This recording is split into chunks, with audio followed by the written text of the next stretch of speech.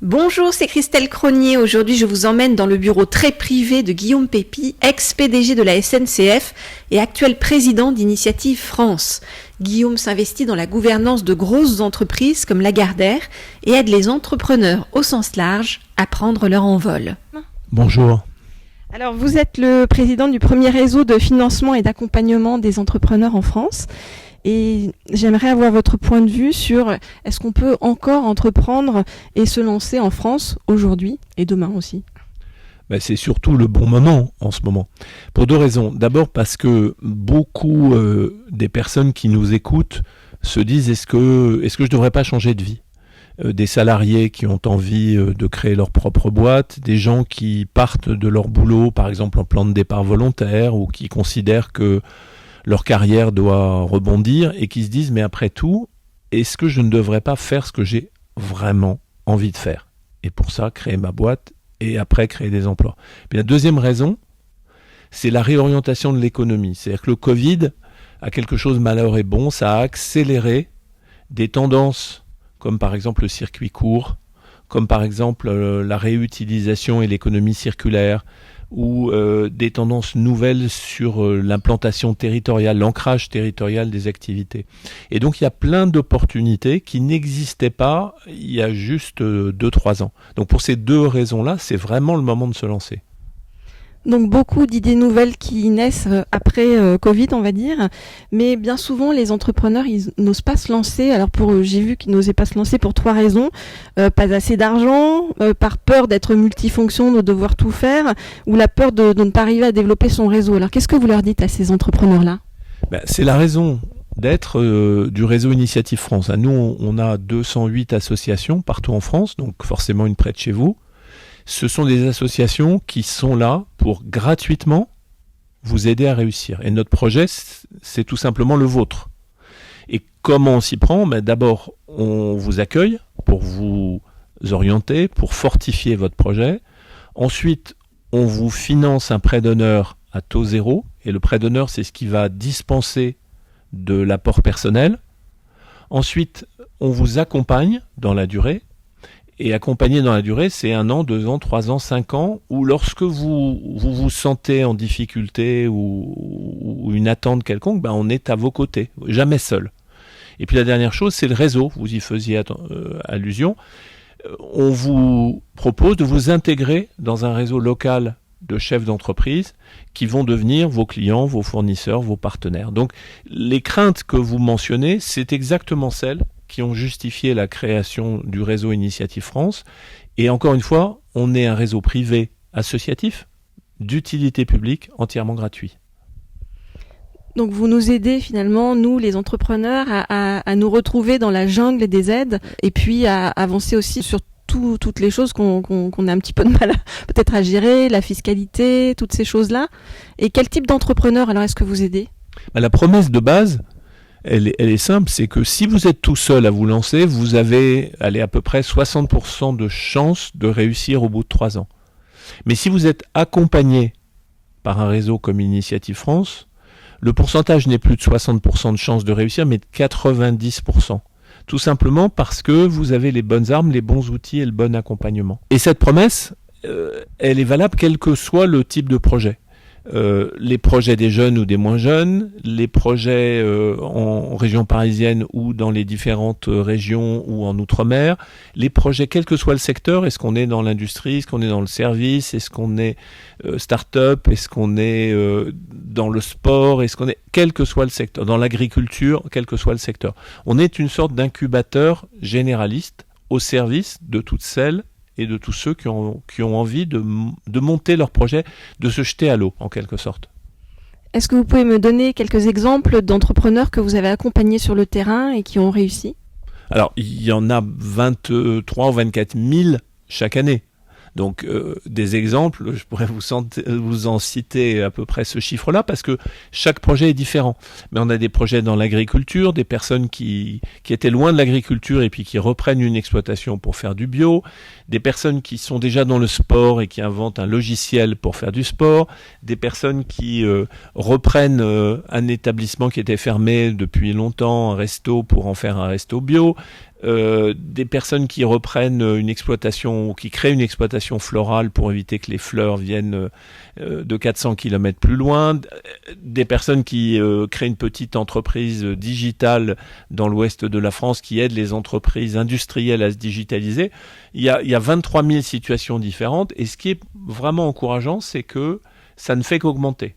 Et pendant cette année 2022, qui est pas super facile, eh bien, il y a 9% d'entrepreneurs et d'entrepreneuses en plus par rapport à l'année dernière qui nous ont contactés et qui veulent développer leur projet. Donc les Français ont de plus en plus la fibre entrepreneuriale. Est-ce que pour tous ceux qui sont aussi sur le bord des chemins, c'est-à-dire dans les quartiers, dans les zones rurales, est-ce que ces dispositifs dont vous parlez ne sont pas un peu loin d'eux ? C'est le contraire, c'est-à-dire que nous, on est d'abord très rural, si je puis dire, puisque on a à peu près une centaine d'associations sur les 208 qui sont en zone rurale, ce qu'on appelle les zones de revitalisation rurale. Et donc, on est très sensible au commerce dans les bourgs-centres, on est très sensible à l'agriculture, on est très sensible au maintien d'activités en zone rurale. Et puis dans les quartiers, là, c'est clair, on part de loin, parce que les personnes qui y habitent doutent d'elles-mêmes, n'ont pas forcément confiance et se disent de toute façon devenir patron c'est pas pour moi. Sauf que il y a une énergie dans les quartiers et il y a des idées qui méritent de créer sa boîte. On a rencontré récemment 2 jeunes qui avaient l'idée de faire des produits afro-caribéens pour lesquels il n'y a pas beaucoup de réseaux de production et de distribution, d'autres qui voulaient faire du jus de goyave et de le développer en France parce que c'est assez peu développé, les 3e, les 4e, d'autres idées. Et donc, en s'associant avec des associations qui sont dans les quartiers politiques de la ville, qui sont au contact des habitants, des jeunes, etc., on arrive à être présent et à convaincre que oui, c'est possible quand on habite dans un quartier qui a des difficultés, c'est possible de créer sa boîte et de réussir. Donc vous aidez des gens qui ne sont pas forcément aussi dans le viseur traditionnel. On peut parler aussi peut-être des seniors. Oui, il y a beaucoup de gens qui ont quitté avec le Covid leur boulot précédent. Ils étaient salariés, ils étaient depuis longtemps dans la même boîte. Je pense par exemple à un journaliste qui était dans un grand journal de Midi-Pyrénées et qui tout d'un coup se dit « mais moi au fond, ce que j'aimerais dans la vie, c'est créer ma chaîne de boutique de cookies, parce qu'il fait des cookies le week-end avec son épouse. » Et bien c'est possible, il l'a fait, il a quitté son journal et il s'est installé à Toulouse pour produire et vendre ses cookies et il est extrêmement heureux. Donc il n'y a pas d'interdit, il n'y a pas de tabou, il faut juste se dire aujourd'hui que quand on a une idée, si on veut la réaliser, on peut être accompagné et on peut réussir. On voit que la société évolue évidemment et du coup les enjeux de l'entreprise de demain sont quand même complètement différents. Est-ce que lorsqu'on crée une société maintenant, il faut vraiment prendre en compte tous les aspects environnementaux, économiques, sociétaux ? C'est la seule solution pour réussir. Et nous, notre rôle, c'est de poser les bonnes questions. Quand quelqu'un arrive en disant « je vais lancer un petit service de distribution de repas ou distribution de services pour telle catégorie de la population », on va discuter de savoir si on est en diesel ou on est en électrique et est-ce que ça change le plan d'affaires.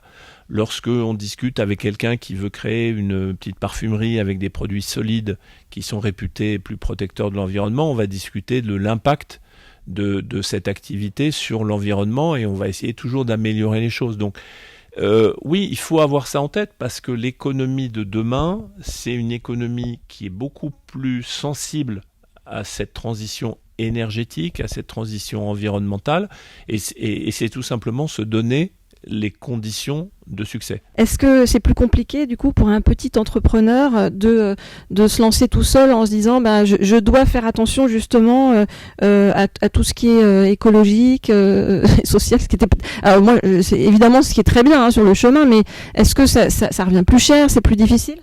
Alors nous on est justement formés, on s'est formé avec des personnes très compétentes de l'ADEME, pour l'Agence de la maîtrise de l'énergie, pour être nous on va dire compétents sur ces questions et de pouvoir entretenir le dialogue avec les porteurs de projets.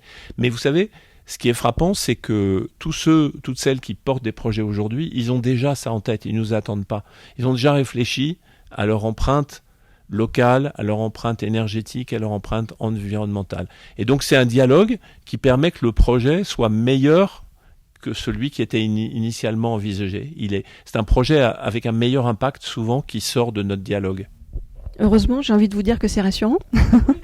Vous êtes président bénévole, vous êtes engagé dans ce réseau aux côtés des 20 000 bénévoles d'Initiative France.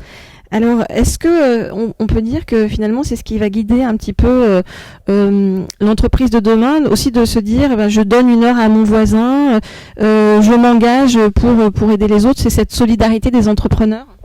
Le bénévolat économique, ça a toujours existé, mais ça se développe aujourd'hui de plus en plus parce que ça correspond aux souhaits des chefs d'entreprise d'être plus présents dans leur territoire et dans la société. Et nous, on a la chance, dans le réseau Initiative France, d'avoir 22 000 bénévoles qui sont tous issus, qui sont des experts bénévoles issus de l'entreprise et qui sont à la disposition des porteurs de projets, soit pour solidifier le plan d'affaires, le plan de trésorerie, le plan commercial, soit une fois que l'entreprise s'est lancée, pour être aux côtés de l'entrepreneur quand il y a un coup dur, quand il y a un contrôle URSSAF, quand il y a une crise de trésorerie ou la crise du Covid, et pour pouvoir mieux rebondir. Et c'est vrai que cette solidarité économique, elle fait chaud au cœur, mais surtout elle profite à l'économie parce qu'au total, ça crée et ça maintient de l'économie dans tous les territoires. Faire ensemble, c'est finalement ce qui est le plus important, l'esprit d'équipe, entreprendre ensemble? Ben oui, parce que on est dans un milieu économique, on est dans un milieu territorial, on est dans un milieu social, et la meilleure condition pour réussir, c'est la solidarité, c'est-à-dire d'être intégré dans un tissu social. Très souvent, nos porteurs de projets, ils sont heureux lorsqu'ils créent dans une petite ville ou dans une commune, de connaître les autres chefs d'entreprise, de connaître ceux qui sont passés par là, parce que ça va devenir autant de clients potentiels, autant de fournisseurs, autant de partenaires, et puis on serre les coudes ensemble. Si vous n'aviez qu'un seul conseil à donner à un entrepreneur qui se lance aujourd'hui, quel serait-il? Il faut oser. Il faut oser souvent. Il y a 99 raisons de ne pas faire. On dit j'ai pas les bons diplômes, et si je me plante, j'aurais perdu mon chômage, et puis il y a une raison d'y aller, c'est la petite flamme qui est en vous et qui vous dit mais cette idée-là elle est bonne et j'ai envie de la mettre en œuvre. Et dans les motivations de nos porteurs de projets, il y a 3 choses. Il y a d'abord l'indépendance, à nul autre pareil. Il y a ensuite le challenge, qui est évidemment incroyablement motivant. Et puis la 3e raison, c'est de donner un sens à sa vie professionnelle. Une fois que vous ajoutez ces 3 raisons-là, il n'y a plus aucune raison d'hésiter. Finalement, c'est les petites entreprises aujourd'hui, les TPE, qui aident à soutenir l'emploi? C'est clair que la croissance, elle s'appuie pas seulement sur les très grands groupes. Ces très grands groupes, ils font de la productivité, ils investissent aussi à l'étranger, ils exportent. Le tissu local, celui-là, il n'est pas exportable, il n'est pas remplaçable, la mondialisation ne va rien changer. Et donc, ces activités-là, qui sont des activités au cœur des territoires, plus il y en a, plus il y a d'emplois, plus il y a d'emplois, plus il y a de tissu social. Et à la fin, c'est un peu une question de dignité, c'est-à-dire que chacun doit pouvoir, dans notre pays, créer sa propre boîte pour avoir un revenu et des conditions de vie qui sont dignes. On vous retrouve donc sur votre site internet? Oui, c'est très simple, initiative-france.fr. Et là, vous trouvez toutes les coordonnées des 208 associations locales auxquelles vous pouvez vous adresser. Et puis, il y a une application que vous pouvez télécharger sur votre portable qui s'appelle Mon Kit Entrepreneur et sur lequel vous trouverez tous les premiers pas pour vous guider. Quelles sont les questions à se poser, où est-ce qu'on peut s'adresser, ce à quoi il faut penser, ce qu'il faut préparer. Mon Kit Entrepreneur, c'est une application gratuite qui est sur tous les stores. Et pour tous les entrepreneurs qui veulent s'engager à vos côtés et aider d'autres entrepreneurs, il faut faire comment? On est toujours à la recherche d'experts bénévoles, c'est-à-dire de celles et ceux qui veulent nous aider à solidifier les dossiers ou nous aider à accompagner des porteuses et porteurs de projets. Et pour ça, il faut aller sur le site initiative-france.fr et contacter une des 208 associations qui sera ravie que vous la rejoigniez comme bénévole. Merci beaucoup Guillaume, je pense qu'avec votre enthousiasme, vous allez donner envie à beaucoup de monde de se jeter à l'eau. Donc allons-y. Merci à vous et c'est le but. Merci. Le Cercle de Confiance, le podcast sans filtre qui donne la parole à tous. 100% inspirant, 100% sociétal, 100% optimiste, zéro censure. À retrouver chaque lundi dès 9h sur les différentes plateformes d'écoute, Apple Podcast, Google Podcast, SoundCloud, Spotify, YouTube et bien d'autres. Le plein de bonnes ondes pour la semaine.